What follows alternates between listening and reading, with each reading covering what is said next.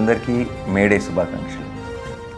Whenever there is any workplace accidents happening, he also made sure that initially it was 50,000 that they're given, but now he has increased it to 4 to 6 lakhs. I think that's a great initiative by our Pawan Kalyan garu.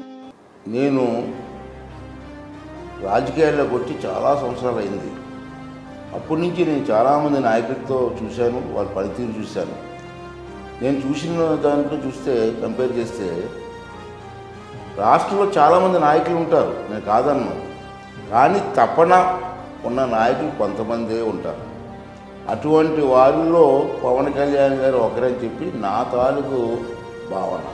ఎందుకంటే అతను చేస్తున్న కార్యక్రమాలు ఒక తపనతో చేస్తున్నారు. ఏదో ఒకటి చెయ్యాలన్న తపన అతనిలో కనబడుతుంది. ఈ రాష్ట్ర ప్రజలకి, ఈ శ్రమజీవులకి, ఈ గ్రామ స్థాయిలో ఉన్నటువంటి రోడ్లకి అన్నీ కూడా ఏదో చేయాలని తపన నాకు కనబడుతుంది. అటువంటి తపనున్న నాయకులు చాలా అరుదు నేను చూసిన వాళ్ళలో. అటువంటి నాయకుడు మనకు లభించడం మనందరూ అదృష్టంగా భావించాలి.